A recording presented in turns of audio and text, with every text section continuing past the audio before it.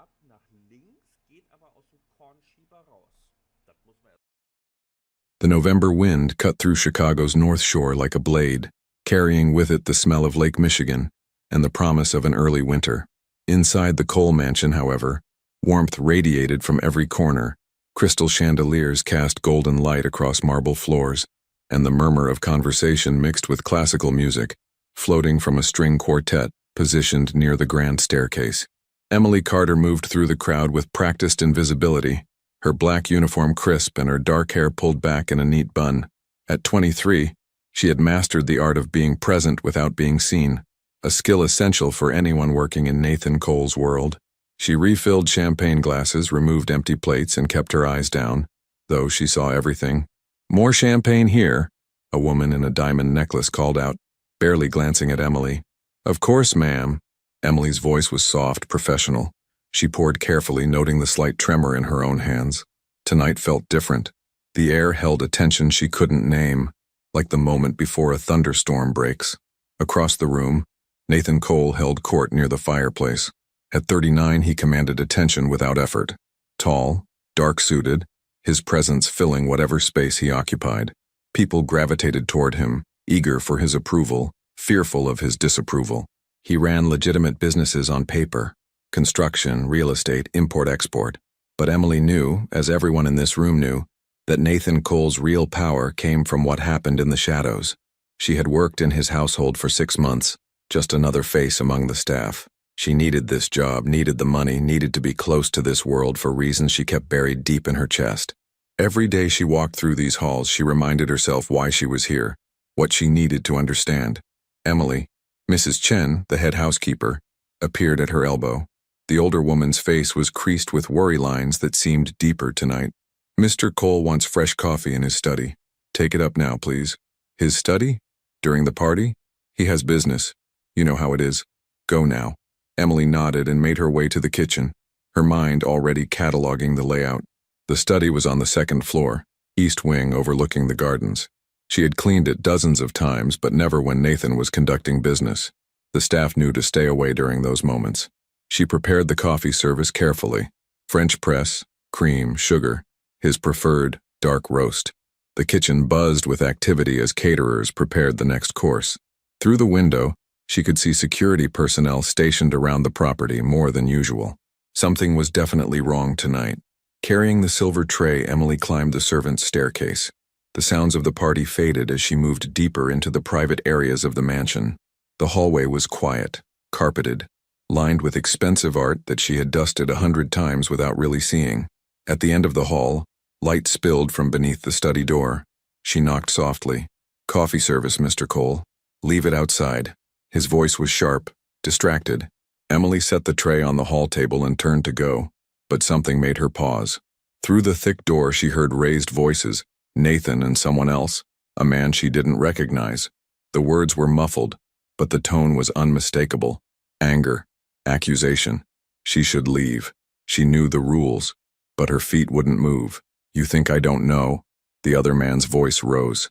"You think I'm that foolish? I think you should remember who you're talking to." Nathan's voice was cold, controlled, dangerous. Emily forced herself to walk away. Whatever was happening in that room, it wasn't her concern.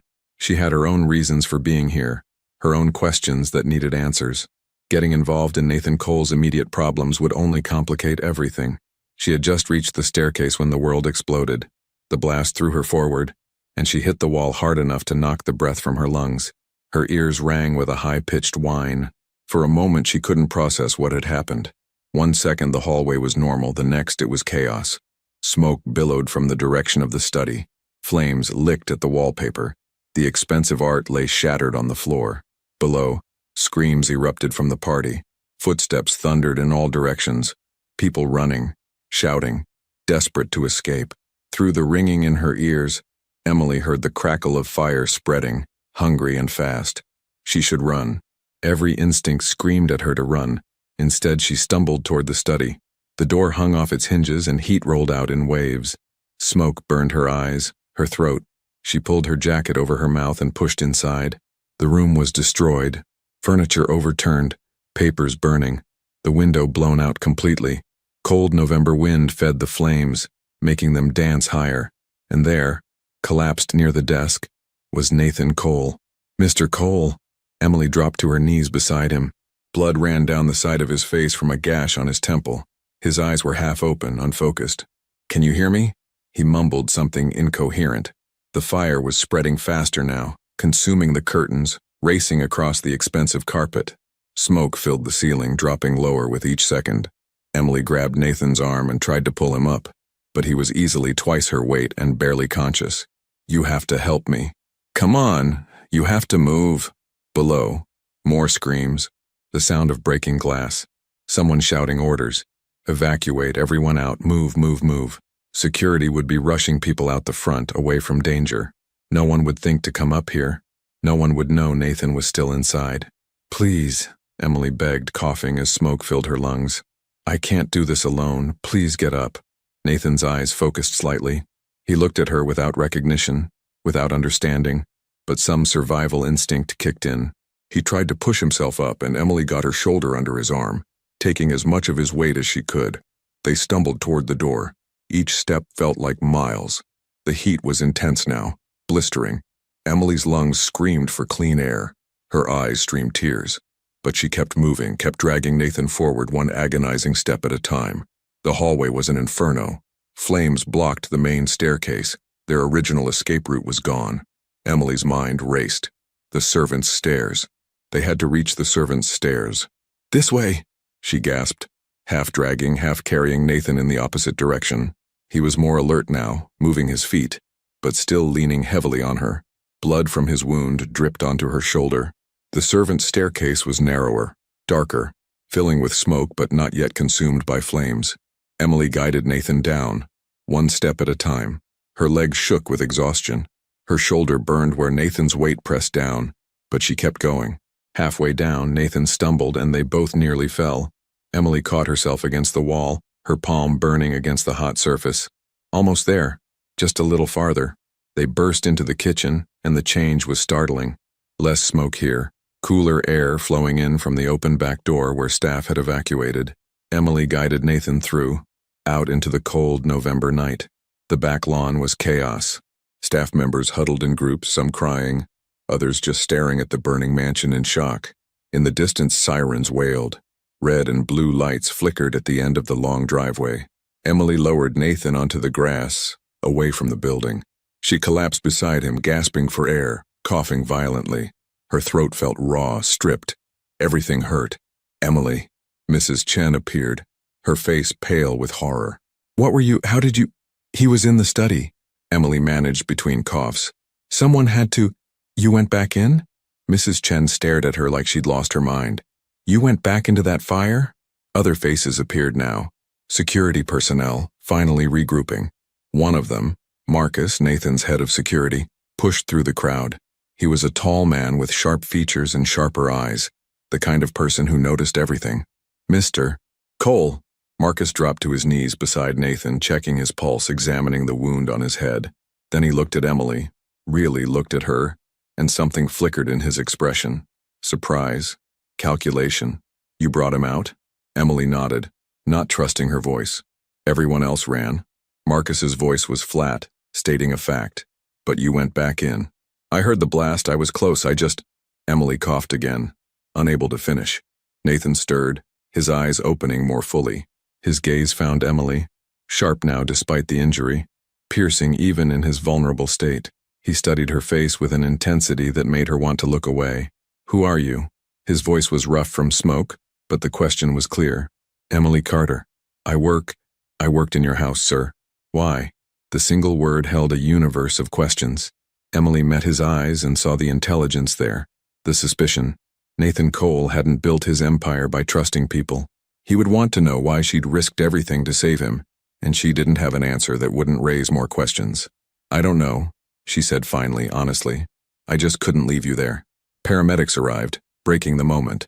They surrounded Nathan, checking vital signs, preparing to transport him. Another team approached Emily, but she waved them off. "I'm fine. Just smoke. Help the others." Marcus stood, already on his phone, barking orders. The fire department had arrived in force, hoses trained on the burning mansion. Police cars blocked the driveway. In the distance, news vans gathered like vultures. Emily watched it all from the grass, shivering in the cold wind, her uniform ruined by smoke and ash. Her hands shook. Delayed reaction. Adrenaline fading. What had she done? Why had she done it? She had come to this house for answers about her past, about what had happened to her family 8 years ago. She had come to understand the man who had shaped her life from the shadows. And now, in one impulsive moment of courage or madness, she had saved his life. As paramedics loaded Nathan into an ambulance, he looked back at her one more time. Their eyes met across the chaos, and Emily saw the question still burning there, sharper than any flame. Why would you save me? She didn't have an answer. Not one she could say out loud. Not yet. The ambulance doors closed, and Emily was left on the lawn, surrounded by the wreckage of the night, knowing that everything had changed. She had stepped out of the shadows, and Nathan Cole would not forget her now. The mansion continued to burn behind her, flames reaching toward the dark November sky, consuming secrets and destroying evidence. But some truths, Emily knew, couldn't be burned away. They remained, buried deep, waiting for the right moment to surface. And that moment, she suspected, was coming faster than she was ready for. The hospital room was unlike any Emily had ever seen. Private, spacious, with furniture that looked more appropriate for a luxury hotel than a medical facility. Floor-to-ceiling windows overlooked Chicago's skyline, the city lights twinkling against the early December darkness. This wasn't the emergency room where regular people went. This was where power bought privacy. Emily sat in the hallway outside, waiting. She had refused treatment beyond basic oxygen therapy, insisting she was fine despite the persistent cough that rattled her chest. 3 days had passed since the fire. 3 days of police questions, insurance investigators, and journalists trying to get her story. Mrs. Chen had told her to go home, rest, that the household staff would be on paid leave while things got sorted out. But Emily couldn't leave. Not yet. The door opened, and Marcus stepped out. His sharp eyes found her immediately, and something like annoyance crossed his features. "You're still here. Is he awake?" "He's been awake. He's been asking questions." Marcus leaned against the wall, studying her with that calculating gaze she found deeply unsettling. "About you." Emily's heart skipped. "What kind of questions?" "The kind you'd expect. Background checks, employment history, where you came from, why you were hired." Marcus crossed his arms. "You're clean." "Suspiciously clean, actually. No criminal record, no debts, no connections to any rival organizations. You're exactly what you appear to be. A 23-year-old woman who needed a job and happened to be in the right place at the right time. Or the wrong place, Emily thought, depending on how you looked at it. He wants to see you," Marcus continued. "Now." Emily stood, smoothing her jeans nervously. She had gone home once to shower and change, trading her ruined uniform for civilian clothes. Without the black dress and apron, she felt exposed, visible in a way she hadn't been for months. Marcus opened the door for her, but didn't follow. Word of advice? Don't lie to him. He'll know. The room was dimmed, afternoon light filtering through partially closed blinds. Nathan sat up in the hospital bed, looking far more alert than she'd expected. A bandage covered the wound on his temple, and monitors beeped softly beside him, but his eyes were clear and sharp as they locked onto her. "Emily Carter." He said her name like he was testing it, tasting it for truth. "Sit." It wasn't a request. Emily took the chair beside the bed, her hands clasped in her lap. "The doctors tell me I'm lucky to be alive," Nathan began, his voice measured. "The blast should have done more harm, but someone pulled me out before the worst of it could reach me." He paused. "That was you?" "Yes, sir." "Don't call me sir. Not after what you did." Nathan shifted slightly, wincing. "I've been in this business a long time, Emily. I've seen loyalty, I've seen betrayal, I've seen people act out of fear or greed or ambition, but I've never seen someone risk their life for no reason. So I'll ask you again. Why?" Emily had spent 3 days thinking about this question, preparing an answer that would satisfy him without revealing too much. But sitting here now under the weight of his gaze, the prepared words felt hollow. "I don't know," she said finally. "I heard the blast. I was right there. Everyone was running, and I just thought, someone needs to check. Someone needs to make sure no one's left behind." "Heroic."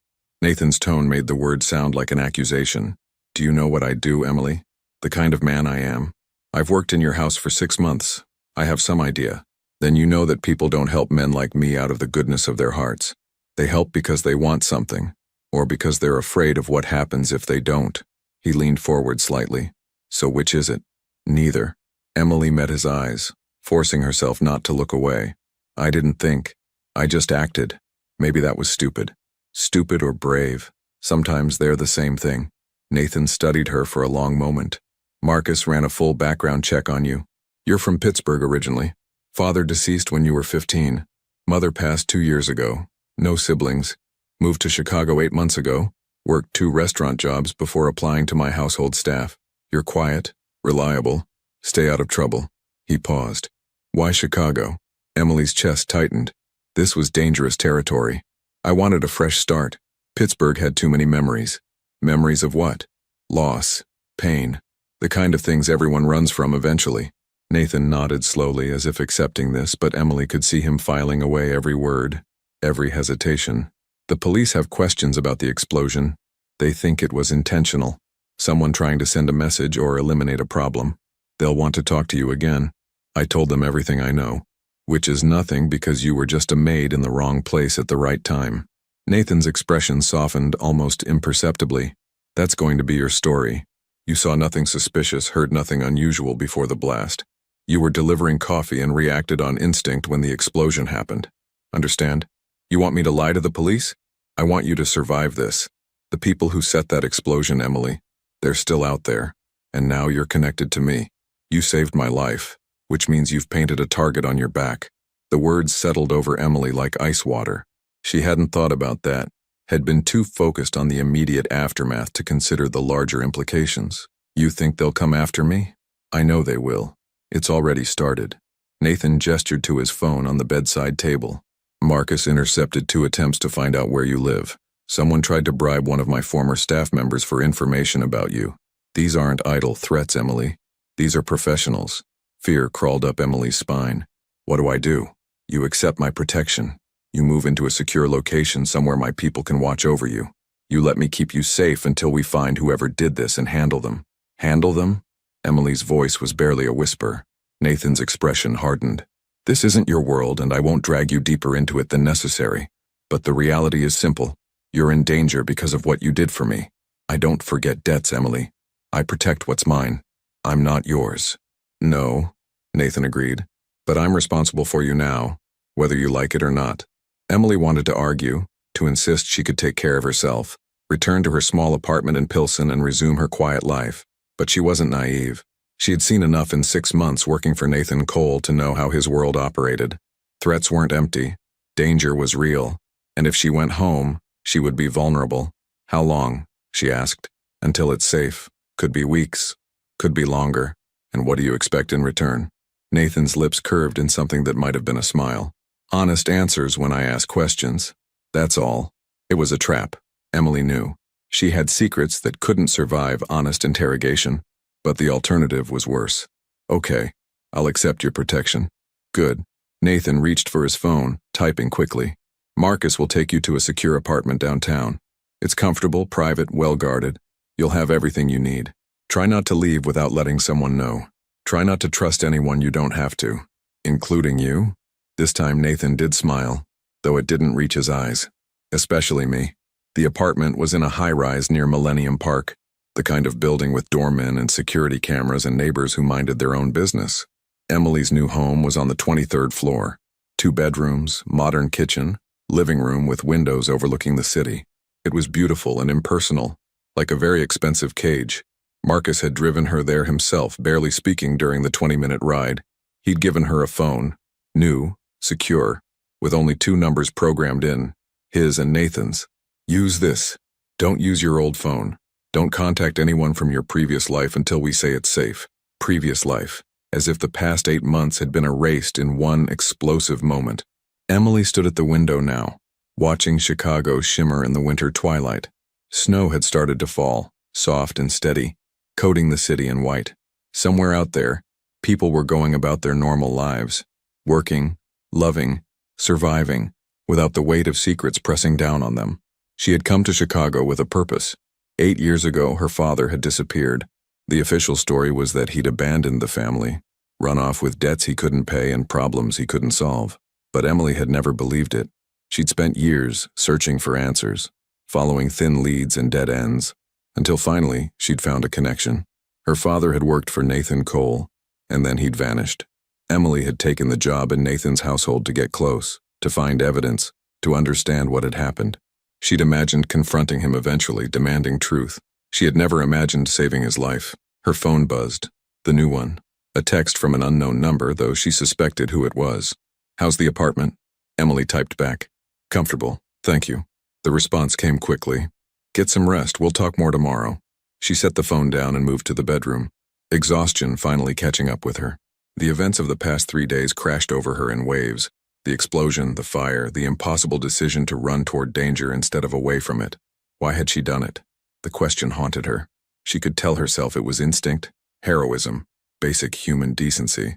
But deep down, Emily knew the truth was more complicated. She had saved Nathan Cole because she needed him alive. She needed answers that only he could provide. And now, trapped in this beautiful apartment under his protection, she was closer to those answers than ever. But at what cost? Emily lay in the unfamiliar bed, watching snow fall past the window, and wondered if she'd made a terrible mistake. She'd thought she could control this situation, maintain distance while gathering information, but that distance was gone now. She was entangled in Nathan Cole's world in ways she couldn't have predicted. And the worst part? She wasn't sure she wanted to escape anymore. Sleep came eventually, fitful and filled with dreams of fire and smoke and sharp eyes that saw too much. When Emily woke, dawn was breaking over Chicago, painting the sky in shades of pink and gold. A new day, a new reality. Her phone showed 3 missed calls from Marcus and 1 text from Nathan. Breakfast meeting, 9 a.m., be ready. Emily showered and dressed carefully, choosing clothes that were professional but not too formal. When she emerged from the bedroom, she found Marcus already in the living room, holding a coffee and looking impatient. "Mr. Cole wants to meet at his temporary office. We need to leave in 10 minutes. Temporary office? The mansion is under investigation. He's set up elsewhere until things are resolved." Marcus handed her the coffee, black, which she didn't usually take, but she accepted it anyway. "He has questions. Be prepared. I thought we covered everything yesterday." Yesterday was courtesy. Today is business. Marcus's expression was unreadable. "He likes you, Emily. He respects what you did. But don't mistake that for trust. Nathan Cole doesn't trust anyone. He can't afford to." The warning was clear. Emily nodded, drinking the bitter coffee, preparing herself for whatever came next. She had wanted to get close to Nathan Cole to understand the man who had shaped her life from the shadows. Now she had her chance. But as the elevator descended toward the lobby and the winter morning waiting beyond, Emily couldn't shake the feeling that she was falling, deeper into a world she didn't understand, toward answers that might destroy everything she thought she knew. The truth was coming. She had saved Nathan Cole's life to find it. Now she just had to survive what came after. The temporary office was a penthouse suite in the Loop, all glass and steel with views that stretched across the Chicago skyline to Lake Michigan beyond. Emily had expected something darker, more secretive, but Nathan Cole's workspace was surprisingly corporate. Mahogany desk, leather chairs, shelves lined with legitimate business documentation. If you didn't know better, you'd think he was just another successful entrepreneur. Nathan stood at the window when Marcus escorted her in, his silhouette sharp against the morning light. He'd been released from the hospital 2 days ago, and though he moved carefully, the bandage on his temple was smaller now, barely visible beneath his dark hair. "Emily, thank you for coming." He gestured to a chair across from his desk. "Coffee? Something to eat?" "I'm fine, thank you." Nathan settled into his own chair, studying her with that penetrating gaze she was beginning to recognize. "How are you adjusting to the apartment?" "It's very nice. More than I need. But not what you want." It wasn't a question. Nathan leaned back slightly. "You want to go home, back to your life, pretend none of this happened? Unfortunately, that's not an option yet. Have you found who was responsible?" "We're getting closer. The investigation revealed some interesting details." Nathan pulled a folder from his desk drawer, opening it carefully. "The explosive device was sophisticated, planted in my study sometime during the party. Security footage shows nothing. Whoever did it knew our blind spots. But we did find something. A partial fingerprint on a fragment of the timer mechanism." Emily's pulse quickened. "Do you know whose?" "We're running it through various databases. It takes time." Nathan closed the folder. "But that's not why I asked you here. I want to talk about you, Emily. About your father. The words hit like a physical blow. Emily's carefully maintained composure cracked. What about my father? Thomas Carter. Worked in logistics and transport in Pittsburgh. Disappeared 8 years ago when you were 15, leaving behind a wife and daughter with significant debts. Nathan's voice was matter of fact, but his eyes watched her closely. The official story was that he ran away, couldn't handle his responsibilities. But you never believed that, did you? Emily's hands clenched in her lap. How do you know about my father? Because I make it my business to know about people who work for me, especially people who risk their lives to save mine. Nathan leaned forward. Your father didn't run away, Emily. He worked for me. Briefly. 8 years ago. The room tilted. Emily had suspected this, had spent months trying to confirm it, but hearing Nathan say it out loud made it real in a way that research never could. What happened to him? He was involved in a transport operation that went wrong. Very wrong. Several people were hurt. Others lost substantial investments. Your father was responsible, whether through incompetence or intention, we never determined which. Nathan paused. He disappeared before anyone could question him properly. You're lying. Emily's voice shook. My father wasn't incompetent. He wouldn't have just run away. I'm telling you what I know. What everyone in my organization believed at the time. Nathan's expression remained neutral. But you don't believe it either. That's why you came to Chicago. That's why you applied to work in my house. You were looking for answers. Emily stood abruptly, her chair scraping against the floor. You knew? This whole time, you knew who I was? I didn't know until after the fire. Marcus's background check was thorough, but the connection to your father, that took deeper digging. The name Carter is common enough, but once I started looking specifically, the pieces came together. Nathan stood as well, moving around the desk. Sit down, Emily, please. We need to talk about this. Why should I believe anything you say? You're the reason my father is gone. You're the reason my mother spent years struggling, dying with debts she couldn't pay, wondering what she did wrong to make her husband leave. You're right to be angry, but I'm not your enemy here. I didn't make your father disappear, Emily. I wanted answers as much as you do. Emily remained standing, trembling with 8 years of suppressed rage and grief. What really happened? Nathan sighed, a sound that carried unexpected weight. Your father was transporting goods for me. Legal goods, actually, though connected to less legal business partners. The shipment was intercepted, not by police, by rivals. 3 of my people were hurt in the confrontation. $2 million in merchandise was lost. Your father was driving the truck, but he wasn't there when we found it abandoned. We assumed he'd been taken, or had run, or was involved in setting up the ambush. We never found out which. You looked for him? For a while. But resources are finite, and your father wasn't the only problem I was dealing with at the time. Eventually the search stopped. He became another mystery, another casualty of business. Nathan's voice softened slightly. I'm sorry, Emily. I know that's not enough, but I am. Emily sank back into the chair, her legs suddenly weak. 8 years of questions, and this was the answer? Her father had been involved in something that went wrong and then vanished, leaving nothing but speculation and pain. I don't understand. If you knew this might happen, why did you involve him? Why put him in danger? Your father came to me. He needed money. Your mother's medical bills, I believe. Early stages of the illness that eventually took her. He was desperate, willing to take risks for the right price. I gave him an opportunity. The job should have been routine. Nathan returned to his chair.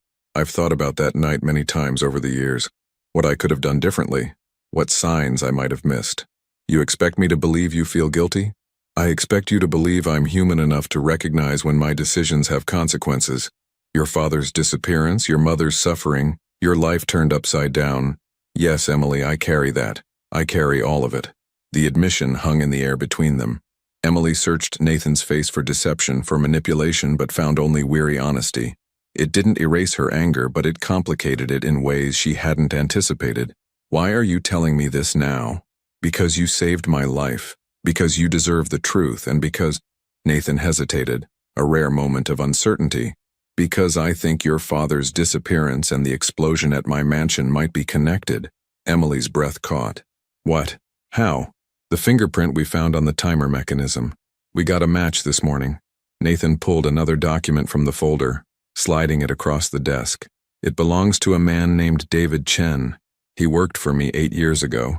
He was part of the transport operation the night your father disappeared. Emily stared at the document. A personnel file with a photo of a middle-aged Asian man, stern-faced and unremarkable. I don't understand. Why would he target you now? Because he blames me for what happened that night. 3 people were hurt in that ambush. David's brother was one of them. He survived, but was permanently injured, unable to work. David left my organization shortly after, disappeared into the criminal underground. We'd heard rumors over the years that he was working with various rival groups, but nothing concrete. And now he's trying to eliminate you? It appears so. But there's more. Nathan leaned forward. David Chen was the last person to see your father alive. He was in the truck when it was abandoned. If anyone knows what really happened that night, it's him. The revelation struck Emily like lightning. After 8 years of dead ends and unanswered questions, she was suddenly one person away from the truth. Where is he? We're looking. David is experienced at staying hidden, but the explosion was bold, reckless. He made mistakes we can exploit. Nathan's expression hardened. When we find him, I'll make sure you get your answers, Emily. That's a promise. Why would you do that for me? Because you saved my life. Because this situation is partially my responsibility.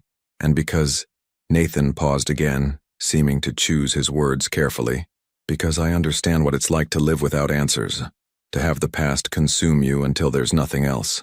For the first time since entering the office, Emily really looked at Nathan Cole, not as the powerful, dangerous man whose world she'd infiltrated, but as a person carrying his own burdens. There was something in his eyes, a shadow of old pain that matched her own. What happened to you? She asked quietly.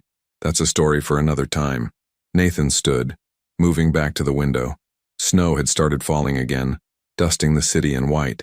For now, we focus on finding David Chen and getting you the answers you deserve. But Emily, I need you to understand something. When we find him, the truth might not be what you hope for. Your father might have been a victim, or he might have been complicit. Are you prepared for either possibility?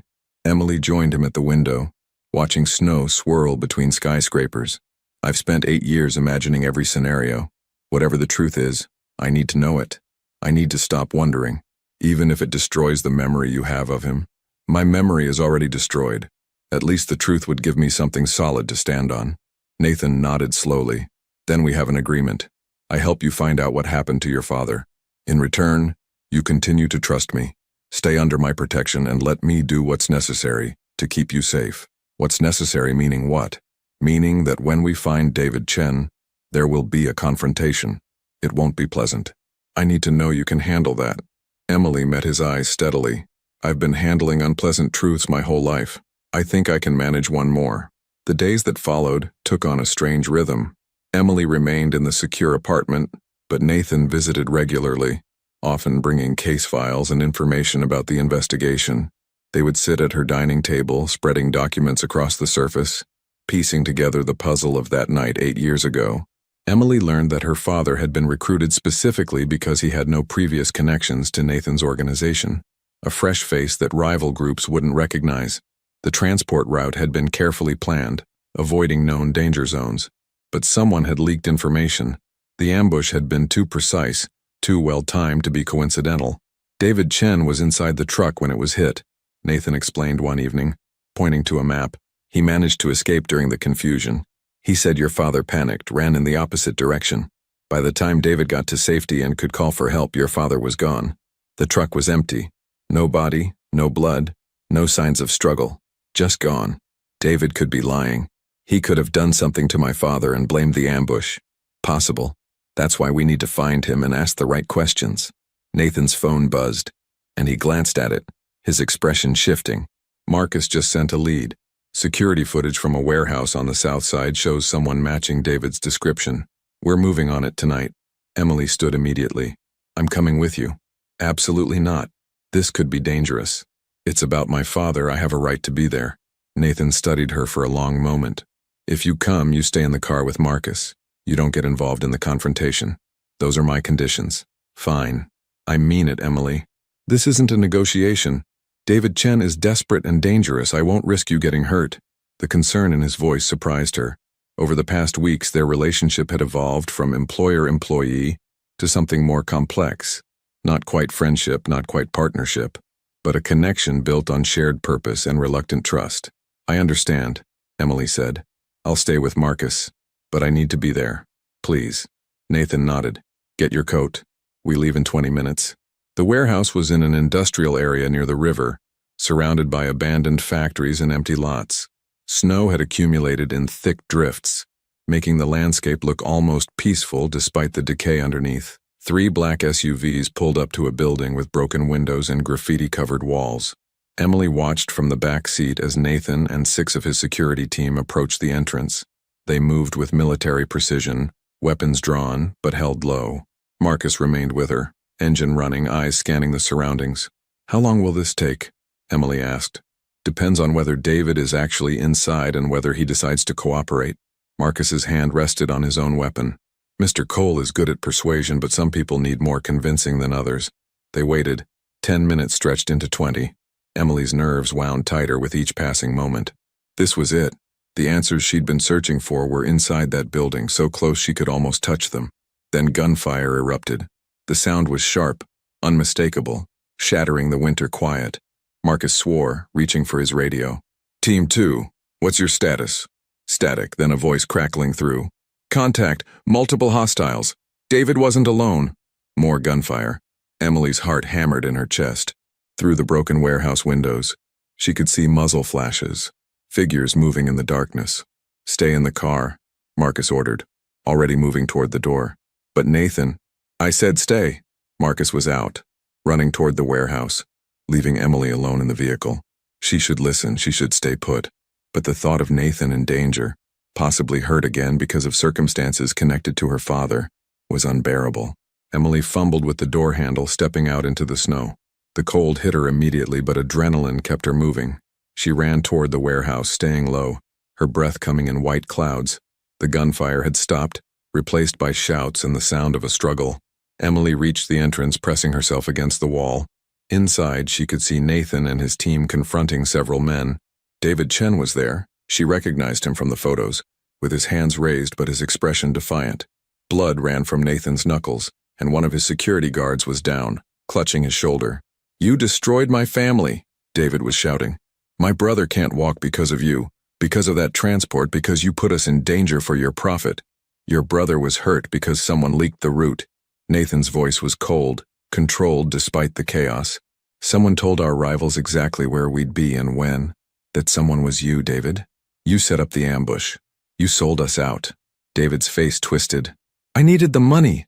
They offered me more than you ever did." "And Thomas Carter? What happened to him?" At her father's name, Emily's breath stopped. David laughed bitterly. "Carter figured it out. He realized the ambush wasn't random. He confronted me, said he'd tell you everything. So I handled it." "How did you handle it?" Nathan's voice was deadly quiet. "I made sure he couldn't talk. I made sure he'd never be a problem again." David's smile was cruel. "You want to know what happened to him? Look in the river. That's where problems disappear in this city." The words hit Emily like a physical blow. Her father hadn't abandoned them. He hadn't run away. He'd tried to do the right thing, and David Chen had ended him for it. She must have made a sound, a gasp, a sob, something, because suddenly all eyes turned toward the entrance where she stood. Nathan's expression shifted from anger to alarm. "Emily, no!" But David was faster. He lunged sideways, grabbing a weapon from one of his fallen associates, swinging toward Emily with desperate violence. Nathan moved, tackling David before he could fire. They hit the ground hard, struggling for control of the weapon. Marcus and the other security personnel rushed forward, but in the chaos the situation was spiraling. Emily stood frozen, her father's fate finally confirmed. The truth she'd sought for 8 years now, a brutal reality that left her hollow. The struggle ended with David restrained, weapon kicked away, Nathan standing over him breathing hard. "Get him out of here, I want him somewhere secure. He has more to answer for." Marcus grabbed David roughly, hauling him toward one of the SUVs. The other guards followed, leaving Nathan and Emily alone in the warehouse entrance. "You weren't supposed to leave the car," Nathan said, but there was no anger in his voice, only concern. "He took my father." Emily's voice broke. "He ended my father because my father tried to do the right thing." Nathan moved closer, and for a moment Emily thought he might touch her, offer some physical comfort, but he stopped just short. "I'm sorry, Emily. I'm so sorry you had to hear it that way. Is it true? The river? We'll search. We'll do everything we can to recover, to bring him home." Nathan's voice was gentle in a way she'd never heard before. "But yes, I believe David was telling the truth. Your father discovered the betrayal and paid the price for his integrity. Emily felt tears freeze on her cheeks. 8 years of questions, answered in the worst possible way. Her father hadn't abandoned them. He'd tried to protect them, to stop the danger, and had been taken from them for it. He was a good man, she whispered. Yes, Nathan agreed. He was, and he deserves justice. I promise you, Emily, David Chen will answer for what he did. Not just to your father, but for everything. They stood in the snow-covered darkness, two people bound by tragedy and circumstance, by debts paid and truths finally revealed. Emily had come to Chicago seeking answers. Now she had them, and they were both better and worse than she'd imagined. Her father hadn't been a coward, he'd been a hero, and that knowledge, painful as it was, gave her something to stand on, something solid and true in a world that had felt uncertain for far too long. Thank you, Emily said finally, for helping me find the truth. Nathan nodded. It's what you deserved, what you've always deserved. He gestured toward the SUV where Marcus waited. Come on, let's get you somewhere warm. We can talk more tomorrow, figure out next steps. As they walked through the snow, Emily realized that everything had changed again. The truth about her father freed her in some ways, but bound her more tightly to Nathan in others. She had saved his life, and he had given her answers. They were connected now by something deeper than employer and employee, deeper than protector and protected. They were connected by understanding, of loss, of justice, of the weight that came with knowing the truth. And in Nathan Cole's dangerous world, that connection might be the most dangerous thing of all. The interrogation room was in a building Emily didn't recognize, somewhere on the industrial edge of Chicago where questions could be asked without interference. She sat in an observation room with one-way glass, watching as Nathan and Marcus questioned David Chen. The man who had taken her father sat handcuffed to a metal table, his earlier defiance replaced by calculating survival instinct. You set up the ambush 8 years ago, Nathan said, his voice measured. You took payment from the Volkov organization to leak our transport route. Your own brother was hurt in the process. Thomas Carter discovered what you'd done and confronted you. Then you ended him to protect yourself. David stared at the table. I want a lawyer. This isn't that kind of conversation. Nathan leaned back in his chair. We're past lawyers, David. We're at the part where you tell me everything, and I decide whether you live through the next 24 hours. Marcus stood in the corner, arms crossed, a silent and intimidating presence. Emily watched through the glass, her emotions a tangled mess of grief, rage, and something else she couldn't quite name. Justice, maybe, or vengeance. The line between them felt impossibly thin. The explosion at your mansion, Nathan continued, that was you. Why now? Why after 8 years? David's jaw tightened. Because you owe a debt. My brother suffered because of your business, and you never made it right. You moved on like he didn't matter, like none of us mattered. So you decided to eliminate me and frame it as a rival organization's work? I decided you should feel what we felt. Loss, pain, everything taken away in one moment. David's eyes lifted, meeting Nathan's with bitter hatred. But that girl ruined it. The maid. If she hadn't pulled you out, you'd be gone and I'd be free. Emily's hands clenched. She had saved Nathan, and in doing so, had brought David's plans crashing down. The irony wasn't lost on her. The daughter of the man David had ended had become the reason for his failure. Who else was involved? Nathan's tone shifted, becoming colder. The explosive device was sophisticated. You didn't build that alone. Who helped you? No one. I worked alone. Wrong answer. Nathan stood, nodding to Marcus. We found communications on your phone, David. Encrypted. But we have people who specialize in breaking encryption. We know you've been in contact with someone inside my organization. Someone who gave you access to the mansion during the party, who told you about security blind spots. David's face went pale. I don't know what you're talking about. Then let me refresh your memory. Nathan pulled out a tablet, sliding it across the table. These messages, sent to a burner phone over the past 6 months. Planning meetings, layout discussions, timing coordination. You had help from someone close to me, David. Tell me who. The silence stretched. Emily leaned closer to the glass, her heart pounding. An inside betrayal explained how David had managed to plant the explosive device without detection. But who would have that kind of access? Who would risk everything to help David Chen exact his revenge? If I tell you, David said finally, I need protection. Witness protection. Somewhere far from Chicago. New identity. New life. You're not in a position to negotiate. Then I'm not talking. David sat back, attempting confidence he clearly didn't feel. You need this information more than I need to give it. Nathan studied him for a long moment, then turned and walked out of the interrogation room. Seconds later, he appeared in the observation room where Emily waited. He's going to make us work for it, Nathan said, frustration evident in his voice. But he'll break eventually. They always do. Who could it be? Emily asked. Who has that kind of access to your security? That's the question that's been keeping me up at night. Nathan moved to the window, looking out at the gray December afternoon. My inner circle is small.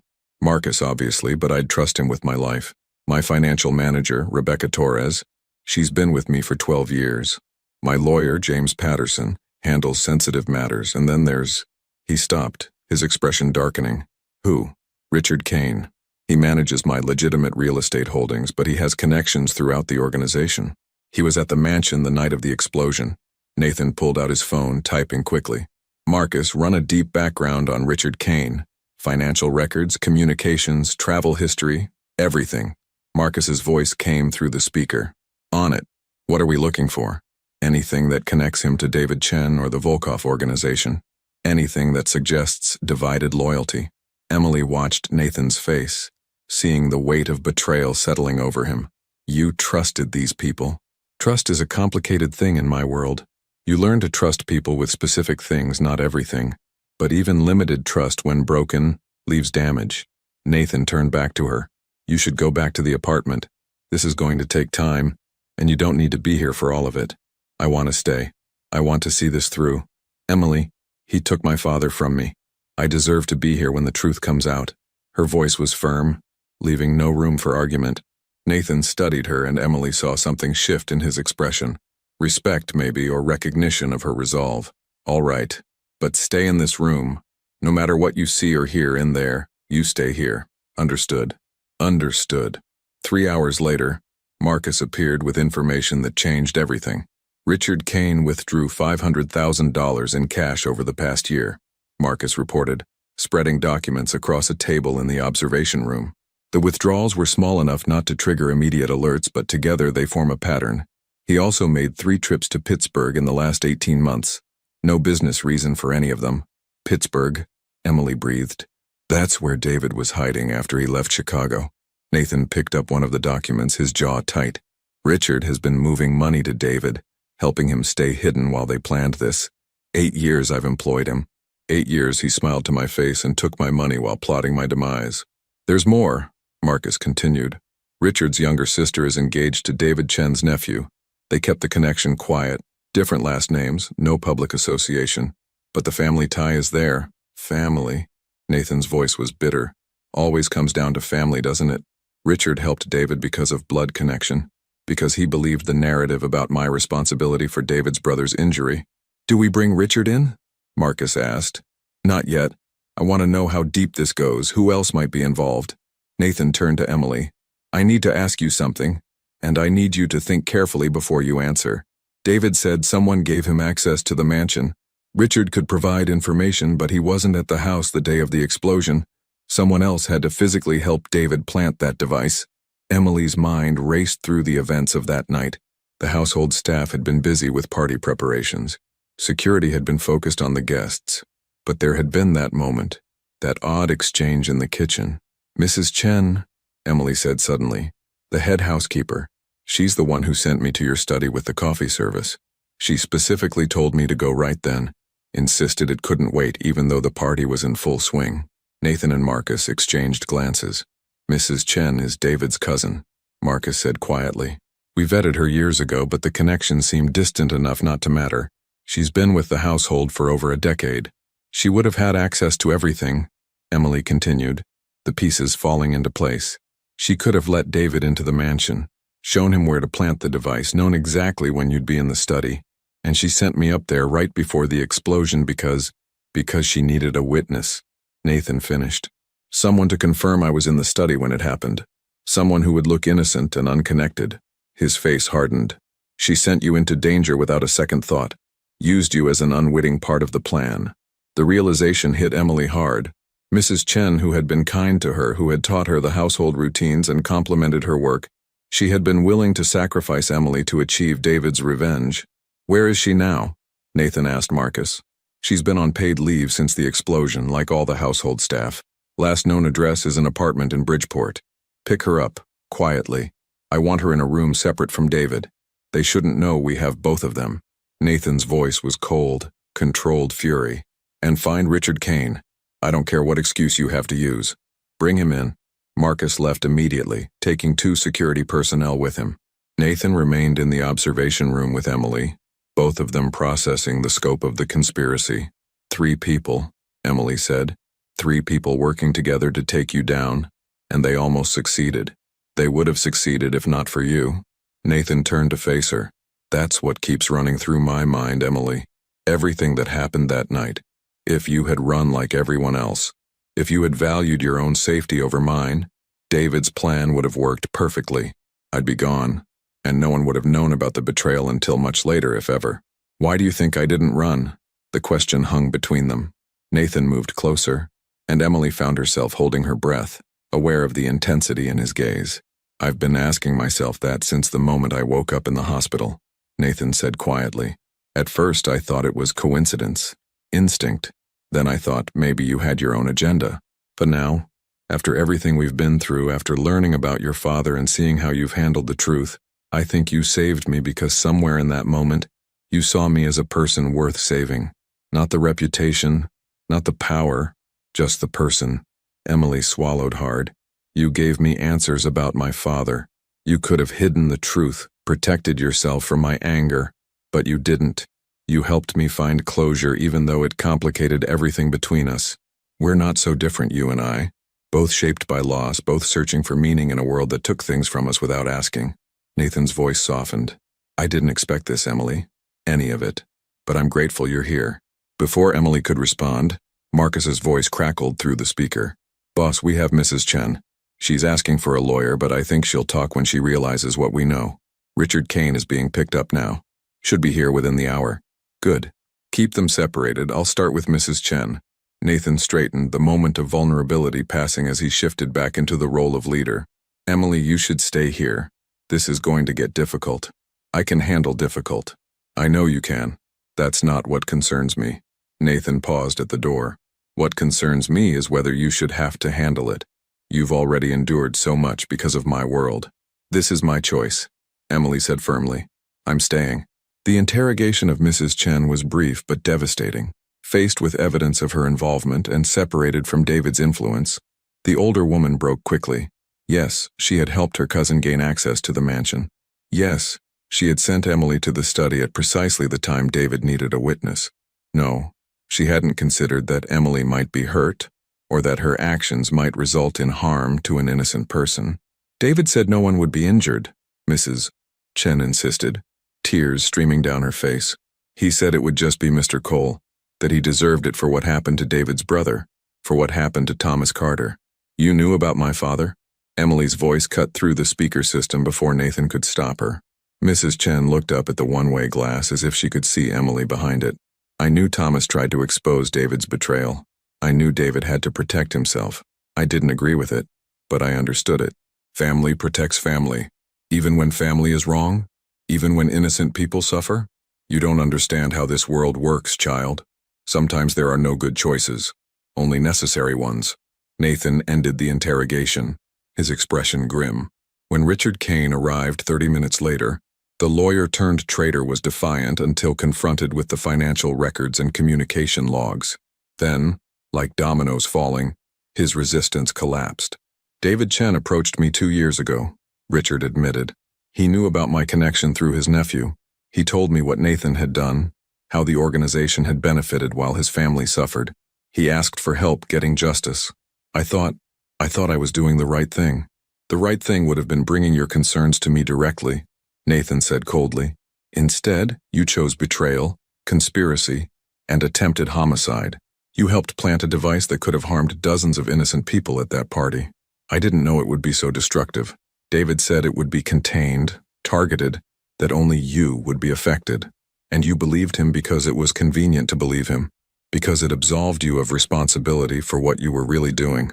Nathan leaned forward. You've destroyed your life, Richard. Your career, your reputation, your freedom. Was it worth it? Richard had no answer. By the time all three conspirators had been questioned and their statements recorded, night had fallen over Chicago. Emily stood at the observation room window, watching snow fall through the streetlights, feeling exhausted in ways that went beyond physical tiredness. Nathan appeared beside her, 2 cups of coffee in hand. He offered her one silently. "It's over," Emily said. "You have everyone who was involved. The threat is eliminated." "Yes. Now comes the difficult part, deciding what to do with them." Nathan sipped his coffee. "In my world, there are traditional ways of handling betrayal, permanent solutions that ensure the problem never resurfaces." Emily felt a chill that had nothing to do with the winter night. "And what will you do?" "That depends on what you need from this situation, Emily. David Chen took your father from you. Mrs. Chen and Richard Kane enabled him, made it possible for him to threaten your life. You have a stake in this decision. Are you asking me if I want them to?" Emily couldn't finish the sentence. "I'm asking what justice looks like to you. What outcome gives you peace?" Nathan set down his coffee, turning to face her fully. "I won't pretend I'm offering mercy out of pure morality. I'm offering it because you matter to me, Emily. Your opinion, your needs, they matter in ways that few people's do.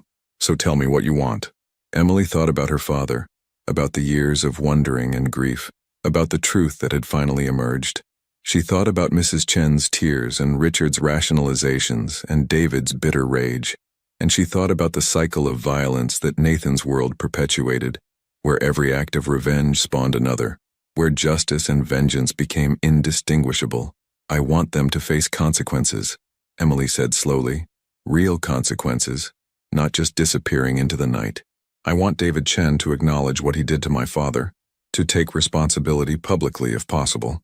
I want Mrs. Chen and Richard to understand the weight of their choices, but I don't want their lives ended, Nathan. That doesn't give me peace. That just makes me complicit in the same cycle that took my father." Nathan was quiet for a long moment. "You're asking me to show mercy. I'm asking you to choose a different path. For me, yes, but also for yourself." Emily met his eyes. "You told me once that you understood what it's like to live without answers, to have the past consume you. Maybe this is a chance to break that pattern, to choose something other than the expected response. If I show mercy, it could be seen as weakness. Other people who might think about betraying me might see it as an opportunity, or they might see it as strength, as the confidence to make choices that don't fit the pattern everyone expects." Emily's voice was earnest. "You've already changed my life, Nathan. You gave me answers when you could have kept me in the dark. You protected me when you could have sent me away. Maybe it's time to change your own life too." Nathan turned back to the window, watching snow accumulate on the street below. Emily waited, knowing that whatever he decided would define not just the fate of 3 conspirators, but the nature of their relationship and possibly the direction of Nathan's future. "All right," Nathan said finally. "We'll do it your way. David, Mrs. Chen, and Richard will be turned over to authorities with enough evidence to ensure prosecution.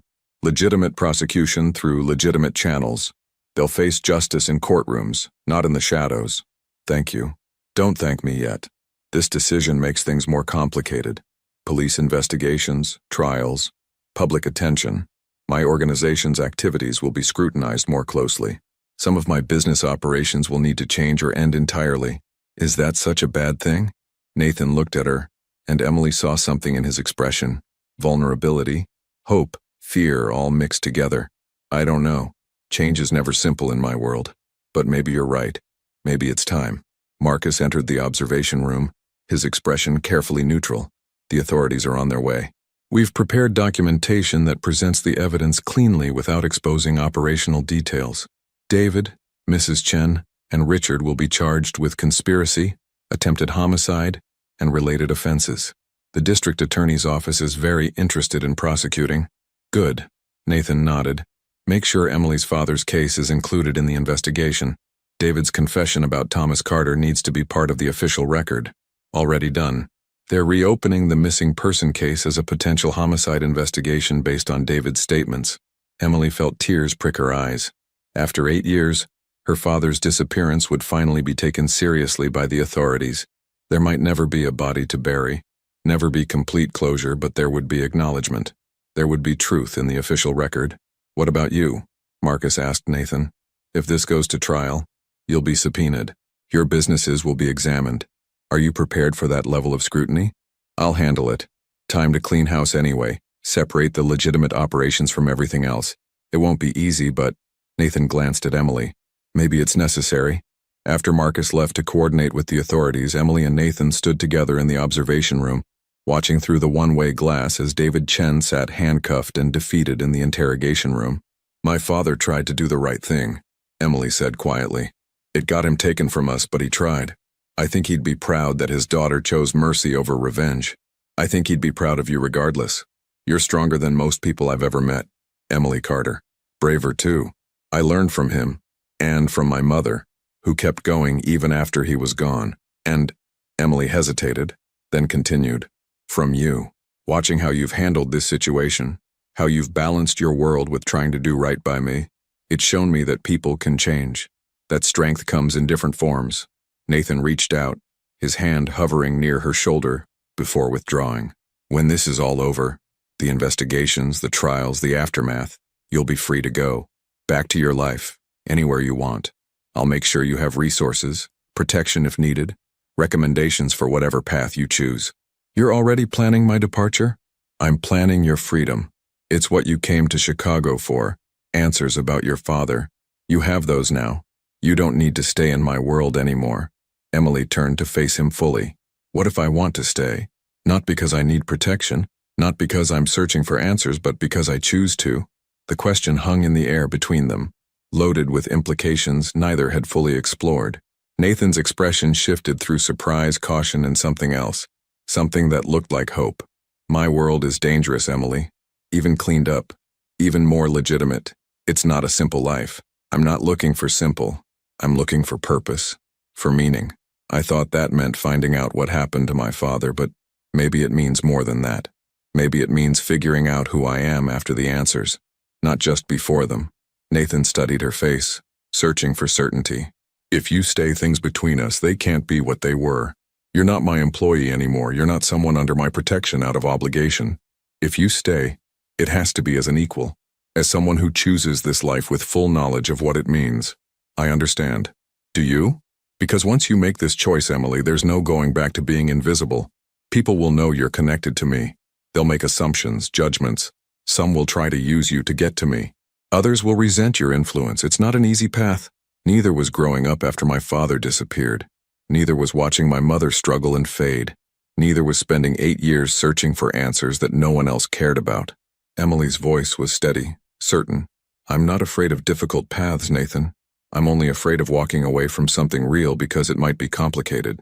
For the first time since she'd known him, Nathan Cole smiled. Really smiled. Not the practiced expression he wore for business, or the cold satisfaction of strategy, but genuine warmth that transformed his face. Then stay, he said simply. Stay and help me figure out what comes next.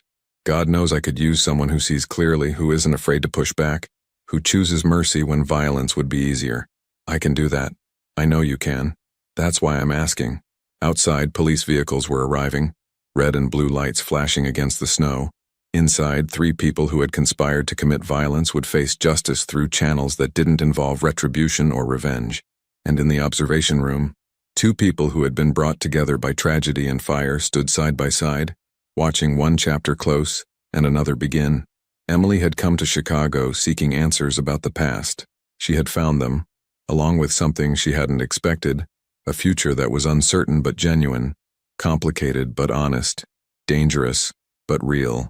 As Nathan moved to meet with the authorities and Emily prepared to give her statement about the events of the past weeks, she felt her father's presence like a whisper in her heart.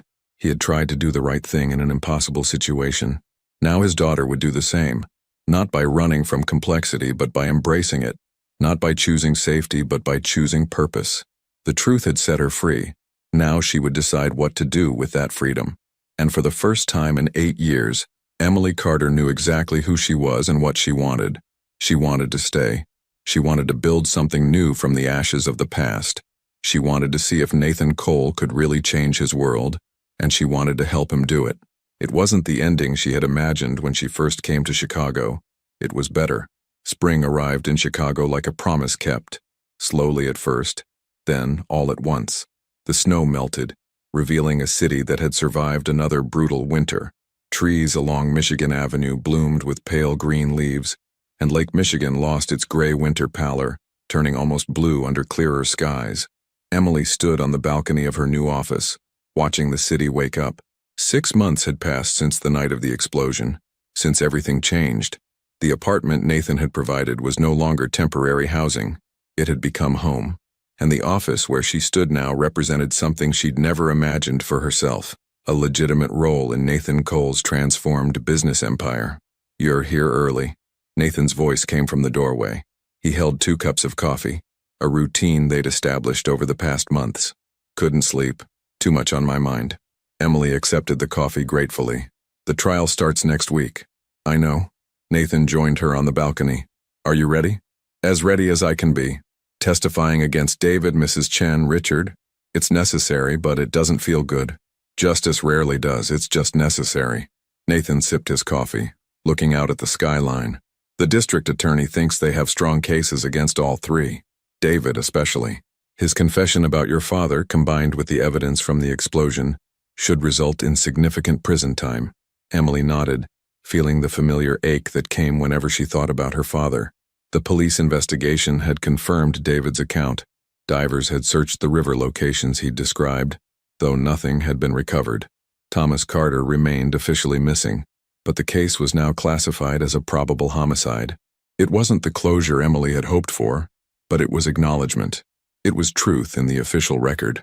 "How are you feeling about your testimony?" Emily asked. Nathan's expression tightened. "Complicated. I'll have to discuss aspects of my business operations that I've kept private for years. The prosecutor assured me they're only interested in what's relevant to the conspiracy case. But once you start pulling threads, everything unravels." Over the past 6 months, Nathan had been systematically restructuring his empire. The legitimate businesses, real estate, construction, import-export, were being fully separated from anything questionable. Operations that couldn't be cleaned up were being shut down entirely. It was costly, complicated, and met with resistance from some of his former associates. But Nathan had been resolute. "No more shadows," he'd told Emily one night as they reviewed corporate documents. "If I'm going to build something that lasts, it has to be able to survive daylight." The transformation hadn't been easy. Some people in Nathan's organization had left, unwilling to accept the new direction. Others had tried to undermine the changes, seeing them as weakness. But Nathan had held firm, and gradually a new structure had emerged. Smaller, cleaner, more sustainable. Emily had played a role in that transformation. Her outsider perspective, her ability to see patterns and ask difficult questions had proven valuable. Nathan had offered her a position as a special consultant, handling community relations and ethical oversight for his businesses. It was unprecedented. Someone with no background in his world, no connections to the old power structures given real authority. "People will question why I chose you," Nathan had warned.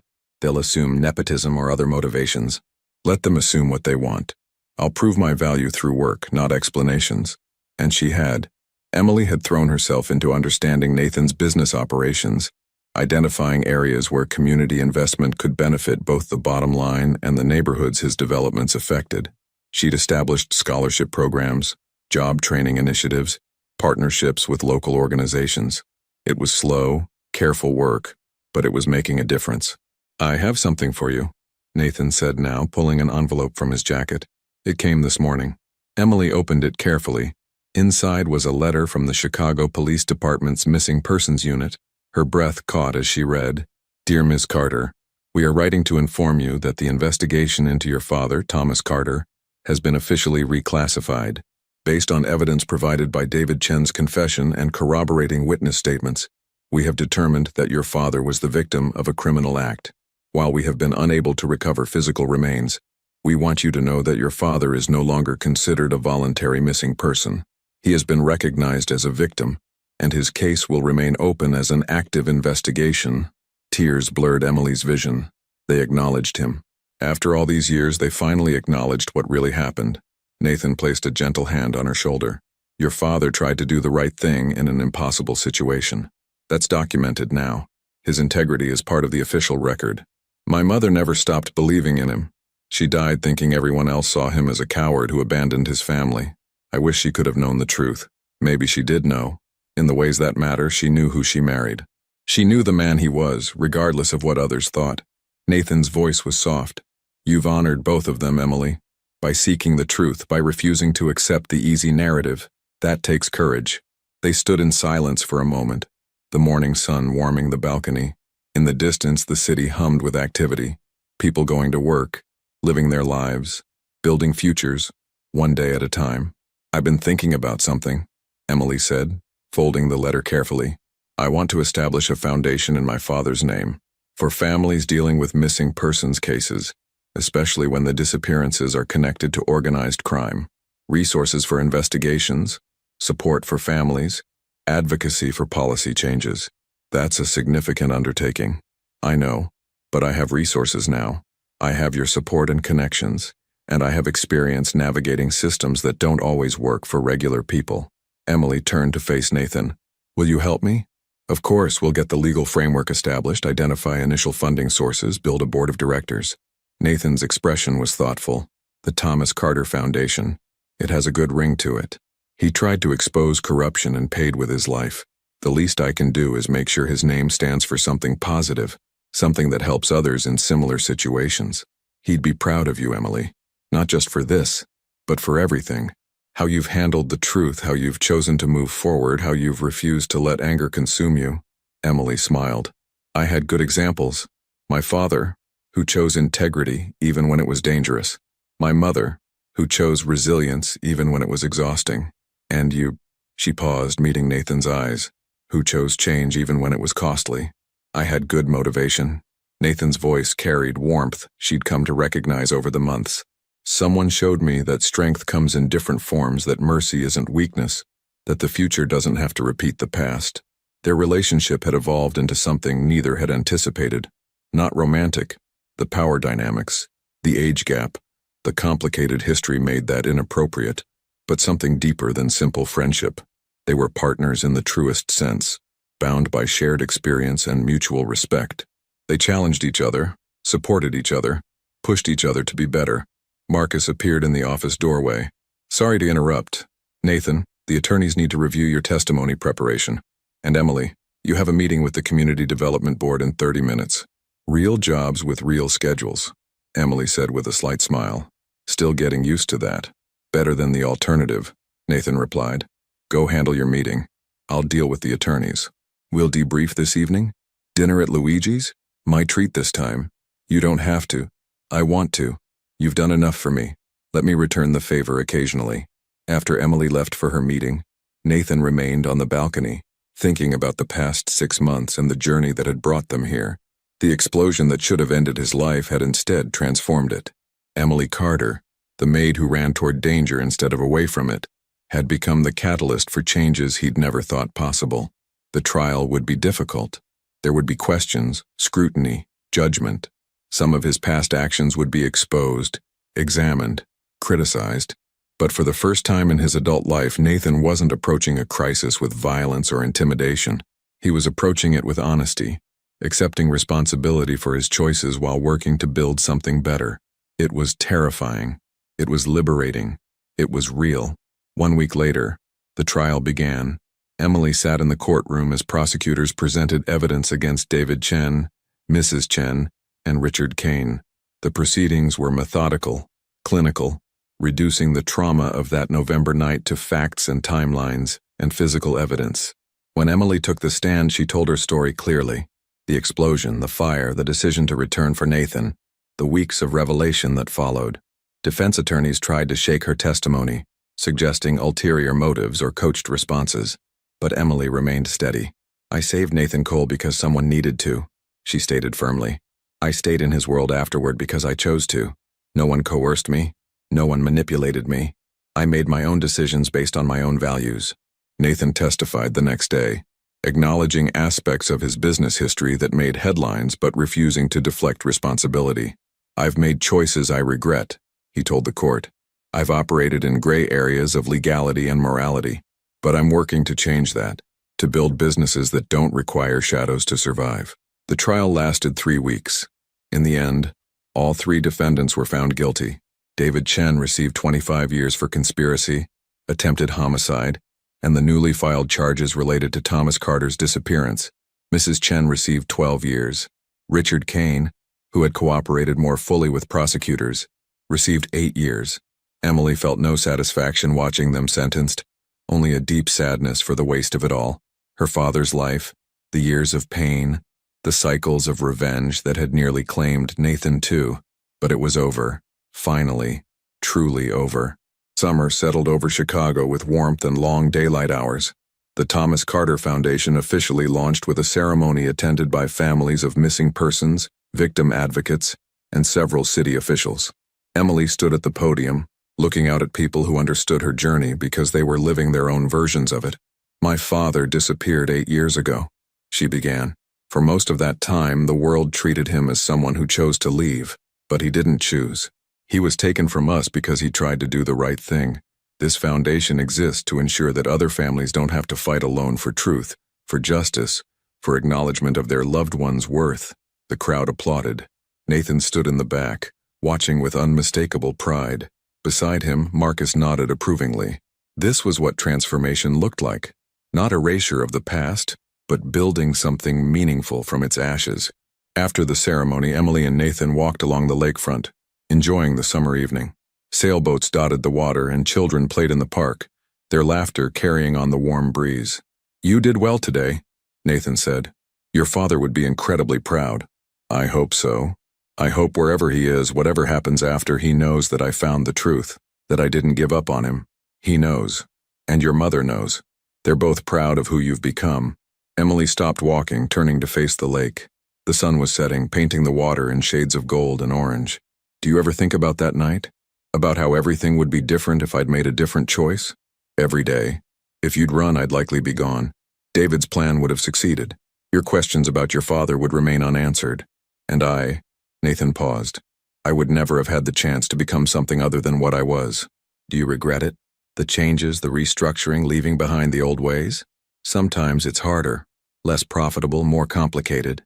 But regret? No." Nathan met her eyes. "You showed me that there are different kinds of strength, different definitions of success. I'm building something now that I'm not ashamed of, that doesn't require constant vigilance against betrayal. That's worth more than any amount of money or power I had before." "What happens now? After all this, the trial, the foundation, the business changes, what comes next?" Nathan smiled. "We keep building. We keep trying to do better than yesterday. We honor the people we've lost by living with integrity they'd recognize."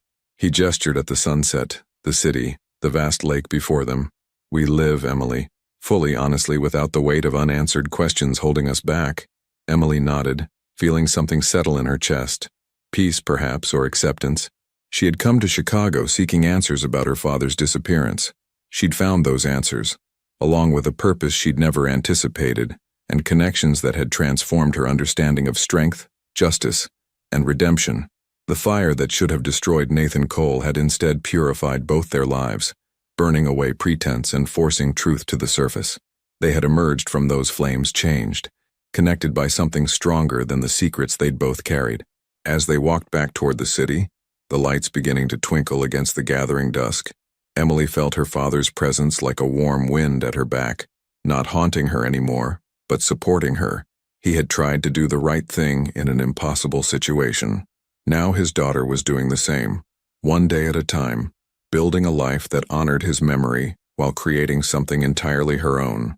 Everyone had run from the explosion that November night, except the maid who dragged the crime boss from the fire. That choice had changed 2 lives forever, setting them both on paths they never could have imagined. It wasn't the ending either of them had expected. It was better. It was real. It was theirs. And that was enough.